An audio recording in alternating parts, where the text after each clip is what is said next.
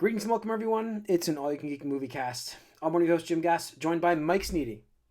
What's up? Corey Feinsod, there we are. Yo, yo. And Tony Korkanakis. Hey, hey, hey. Welcome, guys. Welcome, listeners. Welcome, viewers. Take two. If you've just joined us, no audio. Sorry about that, folks. We fixed it.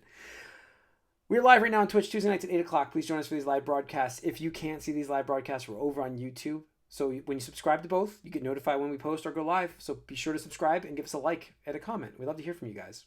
So this is the Moviecast, folks, getting into what we've been up to. I just mentioned it before. I'm going to have to redo it again. I've watched Severance, the finale.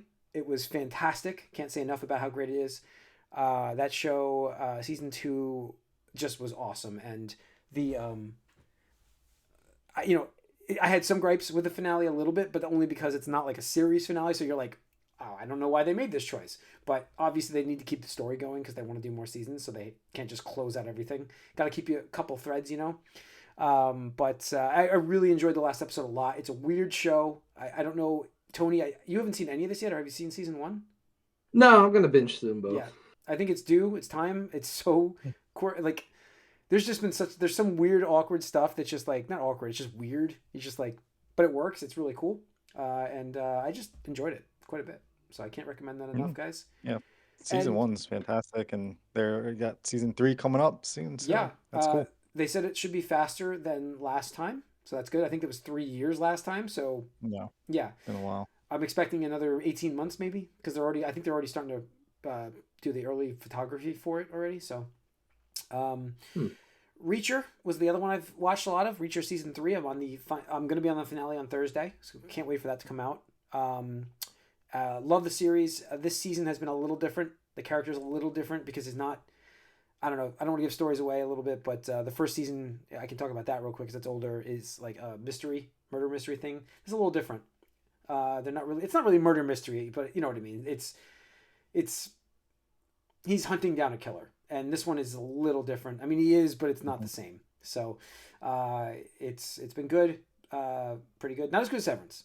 Apple's got a massive hit there, and I can't say that enough. So, we will talk about the other one shortly. Tony hasn't seen anything else but Daredevil. Corey, what did you say? Wheel of Time?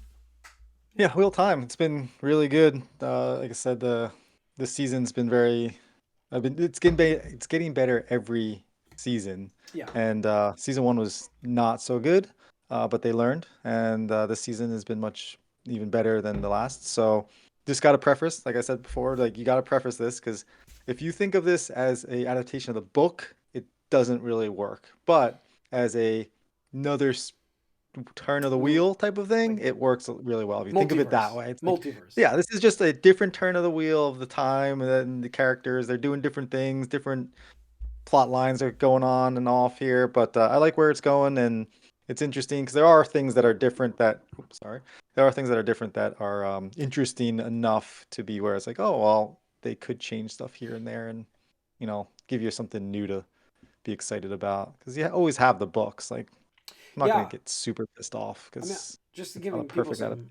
some background for these books, this is a Robert Jordan series that he could not finish. He died before he finished it. Unfortunately, this sounds like Game of Thrones might be going this way too, but I will tell you that Brandon Sanderson picked this series up at the behest of Robert Jordan's wife, and he finished this saga amazingly. So, like, I don't want to offend Robert Jordan at all. He was very long-winded, and Brandon Sanderson's a lot more to the point. But he tells a great story, and I think the way he told it, the finale, I think it worked amazingly, maybe even a little better. And I'm sorry to say that. I really apologize, but he did a great job, and that put him on my map, and I know Corey's map, but it's a great show. I want to see the show more, and great book. Mm-hmm. And then we'll talk about it a little later, but Daredevil. Mike, anything besides Daredevil? That's Daredevil. All right, kick us off, man. We'll go to our Daredevil check-in this week. Mm-hmm. So, what'd you think? Well, I liked the episode. I liked the court drama stuff. Mm-hmm. But I am to the point, knowing that this is almost halfway through the season now, where I'm getting a little antsy. Yeah. It's 9 episodes, I think, right? 9? We're getting 2 tonight. Getting 2 tonight, yeah. Oh, that's right. Oh, man.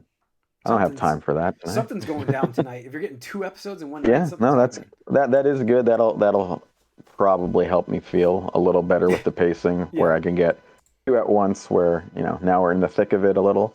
I think it's funny that the showrunner before this made that comment about how the old Netflix show was too much 2 guys talking about what it means to be a hero. Mm-hmm. Because that's almost exclusively what's been happening in this show so far. But otherwise, no, I still like it. I was, things again, the pacing feels both fast and slow to me. Like, I expected that court drama to go a little longer, like into this episode. Obviously, we know it didn't. And I expected there to be a little more mystery with, a certain character's appearance in this, but nope, he's just kind of there. We found him, talked to him, but we'll see where it goes now. It seems like we might be at a pivot point where things really pick up, and of course, good character stuff, good conversations. I like those conversations. I like them in the first Netflix show as well. So yeah, I'm ready for stuff to start going now. Also, that little teaser at the end, I don't know or care about this other villainous thing going on. Well, that's the idea. So, it's a teaser. You're supposed to care. Yeah, soon. I know. I know. I hope so, but I hope it ties into what we've been dealing with in these first 4 episodes. Tony, what do you think? I think incredible. I know it was another episode without him in the suit, so I get it from people who are complaining about that. I have a feeling, though, we're going to get in spades tonight. Just a hunch. I have a feeling. I literally know nothing, but I just have a hunch. We're getting 2 episodes on one night. It's got to be you got to have that mid-season, push to the exposition. There's like push to the one climax, right, of the season. The character we're talking to, we're just being careful of spoilers in case you haven't seen it. I think that's one of my favorite scenes in all of MCU stuff. Like, probably ranks top 10. Because, it's easy to like something for the action, the choreography, right? The characters being badass. But it's a moment like this where you have 2 characters that are just opposed to each other or have like different sometimes conflicting views that I just really love. One of the things I didn't mention was I did go through Winter Soldier and Civil War recently on a rewatch, and especially Civil War, just again seeing that about how you have Steve Rogers and Tony Stark on opposite ends of this issue, right? So then you have Daredevil and this other unnamed character, and anytime you get them in a room on the screen, and I hope we get more of it. I hope it was just not tonight or last week. I think it's incredible, and they play off each other very well. And I just thought the talk about the content of what led to their becoming who they are, right? Yeah. I think that's fascinating, right? Because awesome. Yeah, that other character I cared nothing for before the Netflix series at all. I was just like, it's just whatever. Random dude. And stuff like that. Right? Exactly like Captain America. I was just like, whatever. He's kind of hokey, but the show made me a real big fan of him. So I'm hoping the actor, I think, helps a lot too. Yeah. Absolutely. And I still remember being in New York Comic Con, that first panel where we saw him. He was announced, and he was very overwhelmed by just the dedication to the role and the fans and the character itself to bring it to life, to give the fans what they're looking for and hoping for, and the respect that he has for is just it exudes in the performance. You see it within the performance, and you feel it within the performances. So it's very cool. Yeah, exactly. And then the other thing I want to touch upon is just towards the very last part of the episode, probably the last 10 minutes or so, where we see both Daredevil, Matt and Fisk, maybe resorting to their old methodology still, like just to show, like, no matter how far they've come, no matter how far they've grown or aged or whatever, old habits die hard, right? Yeah. Or not at all. Yeah, I do think it's funny. I do think it's funny with Fisk that I don't think this is really that much of a spoiler. Minor Fisk characterization spoiler. That one of the ways that it symbolized going back to his old habits was eating heavier. than he was earlier. Like a big like pasta like sausage dinner thing, which earlier we've seen. I think we were introduced to him in this series eating something very healthy in the beginning, some like small portion of grilled chicken. Yeah. And now he's like going back to his old ways a little, getting a big heavy dinner. When it's behind those doors, it's you got to have that public image, and you have your private. When he's evil, he's eating cheesesteaks and stuff like that. You know what I mean? Like it's kind of. But that was also the thing. It seemed like he genuinely didn't like that cheesesteak. Then it's like, oh, he's eating light now. He's not, being gluttonous or anything anymore. It's true. But maybe he is behind closed doors. I will say the two characters' interactions helped massively because I think they had a lot of and this is like charisma with each other. Like they know each other quite well. Like these actors I'm talking about, they've worked together before. And I think that helped, and it's just like it's just a reminder of the chemistry that was formed before, and it's like, and it's almost like when you see someone like an old friend that you hadn't seen in it could be like 20 years, doesn't even matter. You just pick right up where it was, and this is what seemed to happen with the show. Like they just hit the ground running together right off the bat, and it was just awesome for that to happen on the in the show, and. It was the part where he was yelling, "Say his name." It's like, oh shit, okay. And it was intense. It was fantastic. I loved it. So, Corey. No, I can't disagree with that. That was definitely the highlight of the episode. Seeing the two characters together, and like you're saying, Tony, the interaction between them is top tier Marvel. Within Marvel, not necessarily a Marvel staple or anything, but just within all of Marvel, getting two characters and at the points where they are in their lives and what they've gone through and their interaction. It's very emotional, and knowing where each character is now, obviously years later, it's cool to see them come back together. And with these circumstances, it's like, oh, it's crazy. But it just makes you want to see more of these characters and everything. So very cool, and I'm excited to see what's going on with the episode here, because it does look like we're gearing up, like Mike was saying. We're definitely heading towards certain things happening and getting to the point where we're back. Like, the whole. I feel like the prediction I'd like to make is we will, in these two episodes, at some point tonight, get their equivalent. It may not be the same, it may not be as good, but it'll be their equivalent of the stair scene. We will get that in these two, one of these two episodes here. That's my prediction for tonight. That's the only thing I'm still worried about with this series, judging on how we saw some of the action in that first episode. Now, some of it was kind of cool, but there just seemed to be a little more CGI reliance than we had back in the Netflix days. That's a little off-putting to me. Yeah, but remember, episode 1 technically was one of the last episodes they shot, at least my understanding. Right, so it might have been like rushed. Yeah, so I'm hoping, right? I'm not definitively saying, but I hope the overabundance of the CGI, because even I commented on that the first night or after the first week we talked about, I was like, I didn't really feel that a lot of that first fight. It just felt too fake. But I'm hoping that obviously we get something closer to. I'm wondering if they like blew all of their production and preparation on their stairs or hallway or whatever sequence they want to call it. It's like, we'll just put it all in here and then we'll just fill in the rest real quick. I actually do. I almost forgot the second episode fight was, grittier. The ending that was better. That was good. That was pretty good. Yeah. It's really enough. I haven't dived into it yet. I think I talked about it on a podcast a couple months ago. So DC apparently started this thing called DC Comics Compact Comics, where they take what is it? I guess they call them trade books or whatever, where it's like a run of something like Hush or World's Finest or whatever, and they collect it into one thing. So it's like, hey, if you want to read this run of Miller or whatever, like you just buy this one thing and you can read all of it. So apparently DC did market research or whatever and figured out that if they shrink it down, if they take a trade and shrink it down to like a manga size, like the page and everything like that, and sell for $10, they can do it. And apparently it helped them outsell Marvel last year.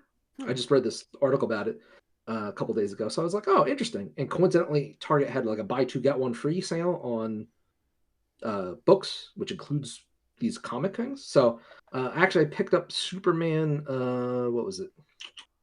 The one that Is it the movie's based off of? Yeah, All Star Superman. That's it. All Star Superman. That's a great series. Yeah. So I pick up All Star Superman, and I picked up Green Lantern. No, it doesn't star any of the other ones. Apparently, it stars like a new character or a character I'm unfamiliar with. Apparently, it's a really great run. So I was like, I got that, but I also got Daredevil Born Again because Marvel aped this, and now they're doing their own version. Oh, of course, they got it. Got it. Yeah. So. Okay. All right, guys. Let me see if I can bring up a little bit of the box office here. Oof. Snow White. Right there. Snow White has been did 42.2 million over the weekend. I think it did 85 worldwide on a 200. Was it?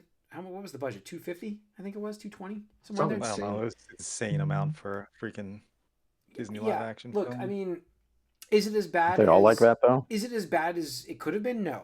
Is it bad? Yes. There's been a lot of bad press with this movie with the actors involved, and that didn't help. And I think the story content, I don't think Snow White makes any sense to bring into a live action world. But I would say that about a lot of these Disney things. So I'm not the right one to talk to, I guess. But it's not for me. And I mean, hopefully Disney starts more picking and choosing their IPs to do this with, rather than just say, let's do it all. You know what I mean? Like, that's what I hope comes out of this. And also carefully cast their actors better. Sorry, go on.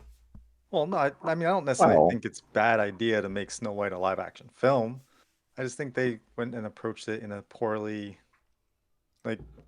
manner, I guess you could say. I hear this is way off from the source material too. Not that Snow White is very important to me or anything like that, but I'm just like, why are you doing this then? Yeah, I don't know. I mean, the thing is that they're afraid of, because it came out in 1937, so there's things that aren't necessarily, politically correct these days. PC anymore, yeah. And so they made a lot of changes, which upset a lot of people, but also they're trying to make everyone happy, and when you try to make everybody happy, you make nobody happy. Yeah. And so it's either stick to what the story was, and make it that, or don't call it Snow White and call it something else and make a new movie. That's the other thing you can do, but instead, they decided to try to do everything, and it did not work. It's just that the three pillars of the movie are two actors and then a decision with CGI dwarves offend three separate groups of people. Yeah. And I think both of the actors, it's sort of a little disingenuous, the people who are mad at both of them, even though they're on opposing sides. Yeah. People don't like Gal Gadot because she's Israeli, and I've heard there is reason. She also just kind of phoned this one in, performance-wise. It's pretty bad. I mean, when did she ever dialed it in? That's what I would ask. That's the new thing where everyone's like, "Oh wait, she's a bad actress," but that is just maybe he doesn't speak the language well. But whatever. And then Rachel Ziegler, her problem was she made some comments about how the old movie was outdated, which it was.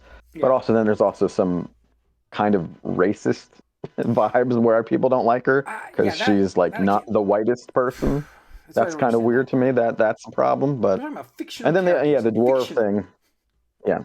Yeah, and the dwarf thing where you have CGI dwarves instead of real little people, and there's a controversy about should you cast little people or not. So everyone was mad about every aspect of this movie. So I'm surprised it even made 42 million opening. Yeah, 85 worldwide. Not going to make its money back because the marketing budget was probably 100 million, no doubt in my mind. So, yeah.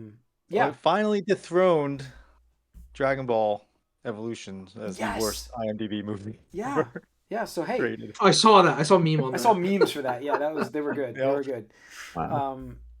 But yeah, so Black Bag was number 2, Captain America at number 3, Novocaine at number 4, and Mickey 17 at number 5. Bad box office all around. Really bad. And I don't know if it's when you click off there, Jim, we can't see the Twitch. Oh, you can't see me? All of us. It's just a black screen. My fault, folks. I won't be changing screens anymore. So I luckily I haven't done it much. So, yeah. Anyways, so that's your box office opening. Is there anything coming that's going to save this box office right now? Not until May. Yeah. Yeah. Got a few months there. Got some while. All right, let's go into some news and discuss a couple things. Number one being I want to get this out here because I fully support this company, Ketchup Entertainment, for what they're trying to do. Warner Brothers has flopped on their IPs. They really don't know what they're doing with their leadership is just a mess. We've talked about it on this podcast multiple times. Ketchup Entertainment at least bought and saved that Looney Tunes movie from the abyss, and it's a decent movie. It's not doing great in the theaters, but they don't have a marketing budget behind them. They're a small company.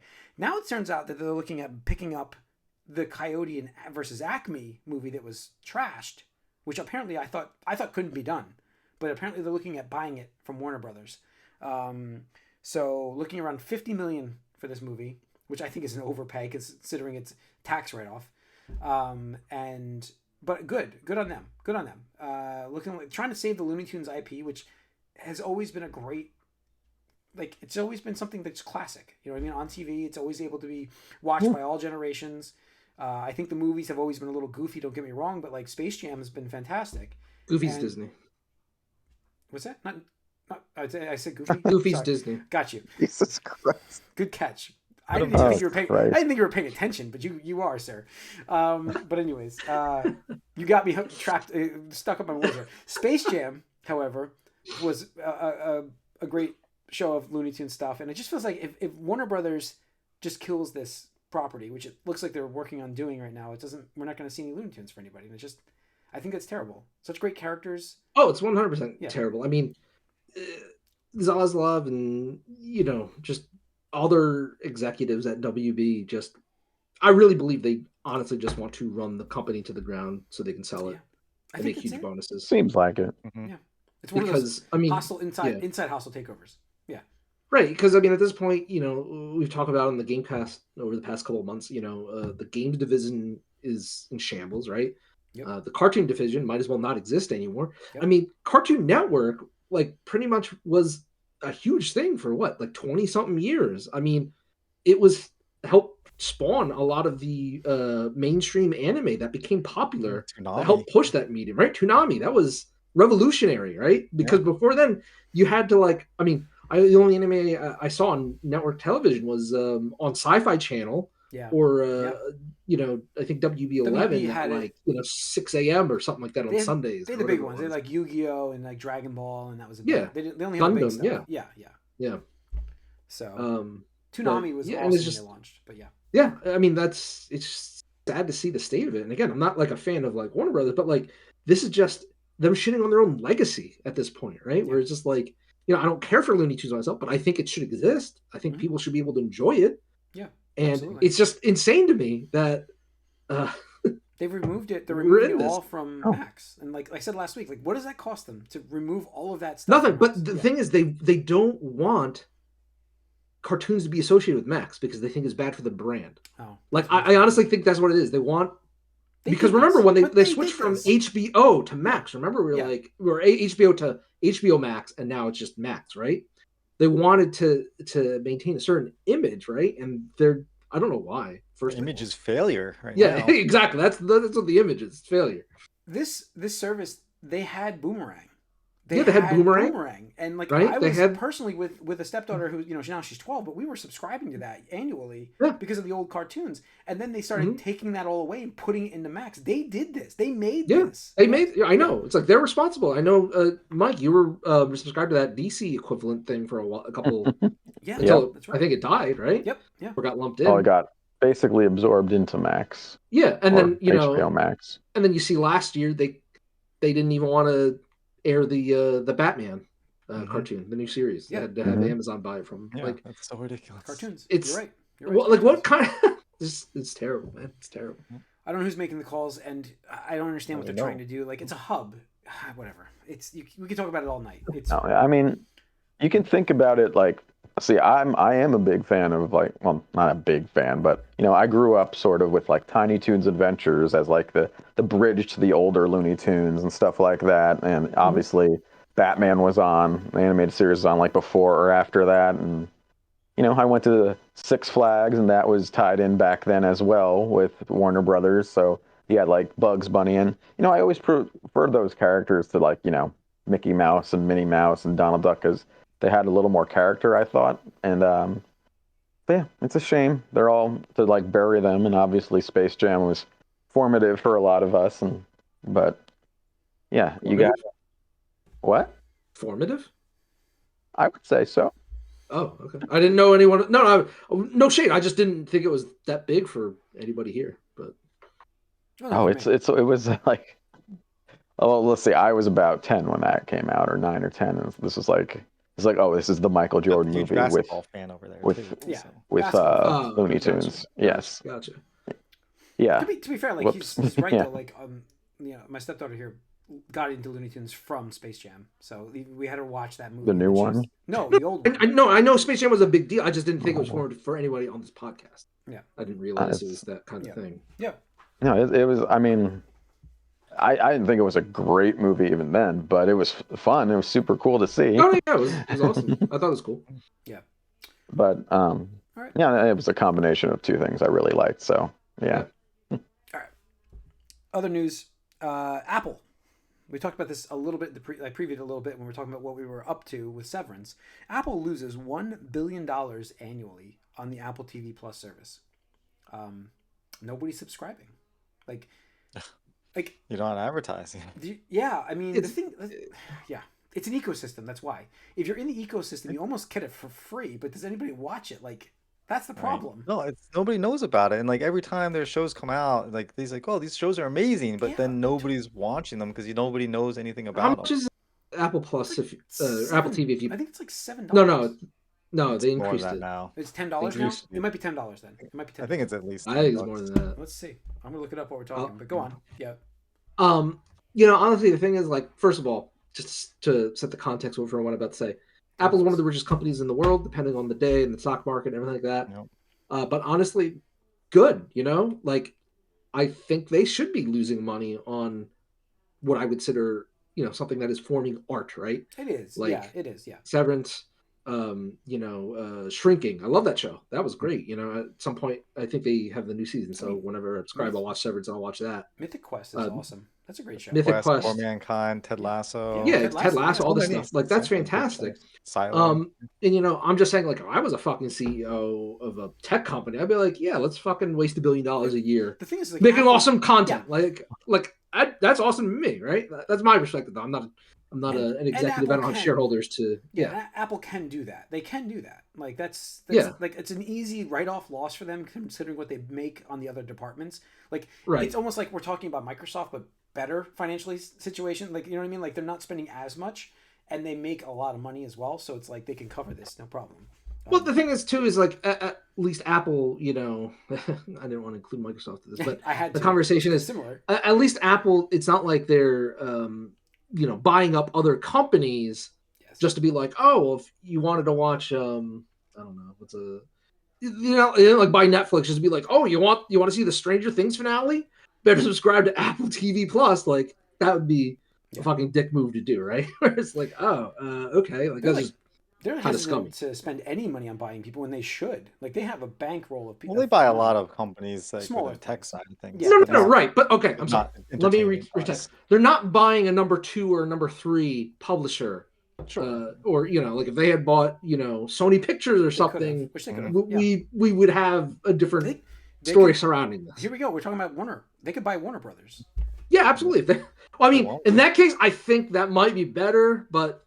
We'll see. The thing, no company is planning on like losing $1 billion on the things that they're creating or selling. But at the same time, it's a future investment. I think they're hoping that it flips at some point. Like what Netflix did. Remember Netflix did that for a long time. The negatives over a decade. Yeah, over a decade. You're gonna lose money, but that's an excessive amount of money, and I don't know if it's Is it? Like Netflix, $1 billion, like $1 billion for Apple, though. For Apple, no, I understand for a company that's super rich, yes, but the super rich companies don't usually lose $1 billion annually. Go back to what Netflix was losing. Go back to what Netflix was losing like 15 years ago, and you just go with inflation, and it's not $1 billion. No, I get it. I'm just saying it doesn't make sense to me is that a company's selling a product. Isn't doing anything to try to mitigate the losses. There's no advertising. It's like but they're still in the growth phase though, right? I mean, I hope so. I hope that's where they are. I hope they don't. Yeah, but I mean, we're the gonna other thing shut is, this down because like sure. we're now at $2 billion, and if they keep making great content but not getting subscribers and not making money, eventually someone's gonna be like, "Why are we doing this?"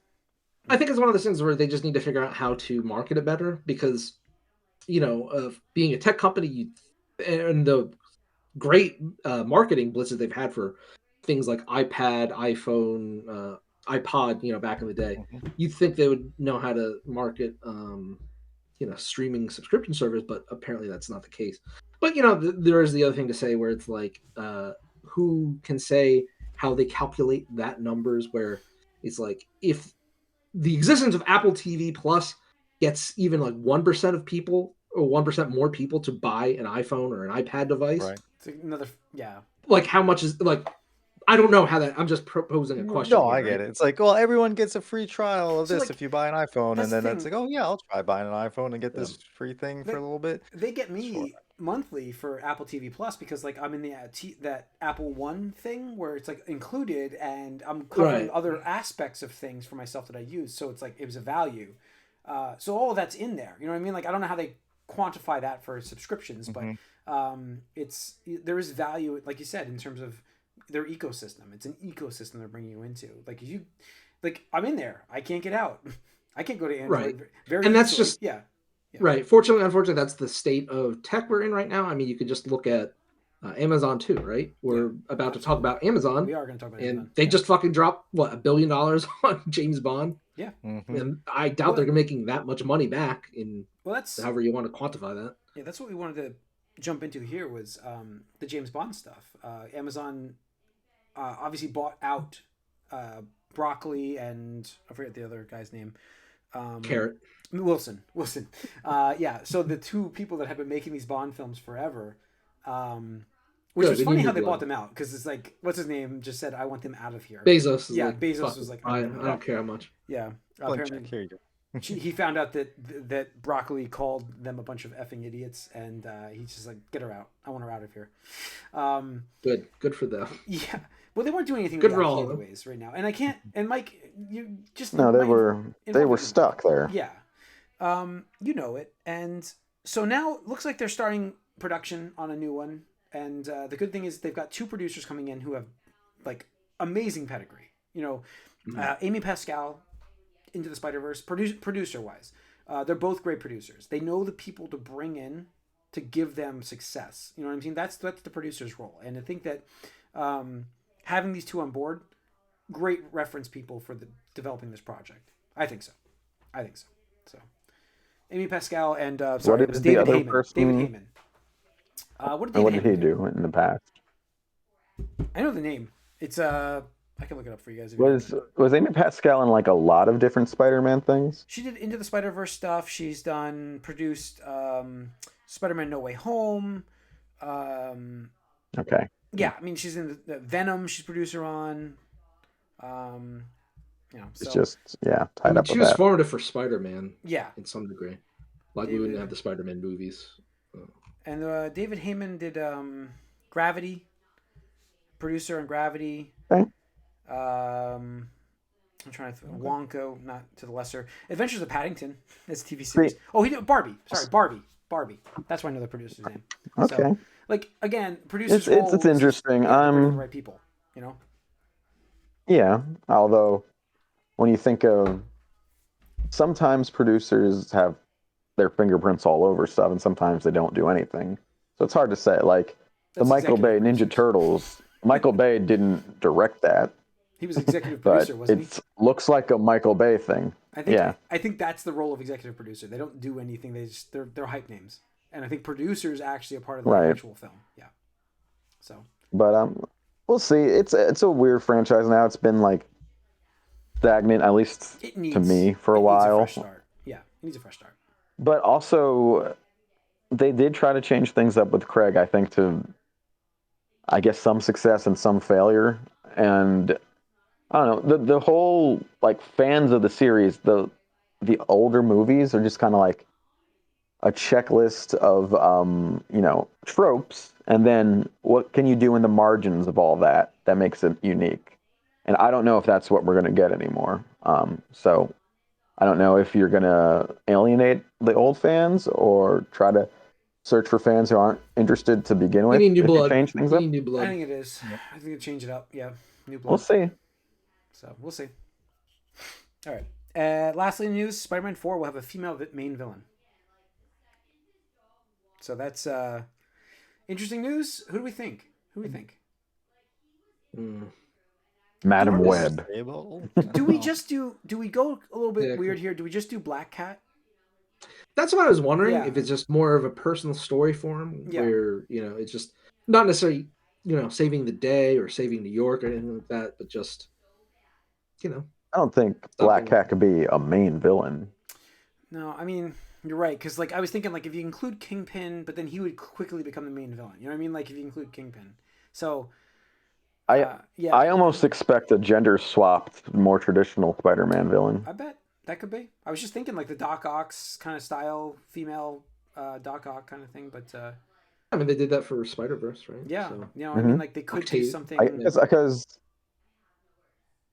off the top of my head, I can't think of a powerful female main villain from Spider-Man's Rogues. With a female Electro, maybe we do it right. Possibly here. Craven has a family. Yeah, he has a wife. Oh no, we can't do any Cravens. I don't think we can do that. We can. That's why it can be done properly. Might be that whole hunter type of mercenary person. I want to make this. Yeah, I want to make this statement early on to let you guys know. I really, truly believe John Bernthal is going to be in Spider-Man 4. I truly believe that. I will make that statement right now. Daredevil. Yes. Interesting. I will. They've already been in screen together, Daredevil and Spider-Man. So. Oh yeah, I know, but I do believe John Bernthal Punisher will be in Spider-Man 4. I do believe it.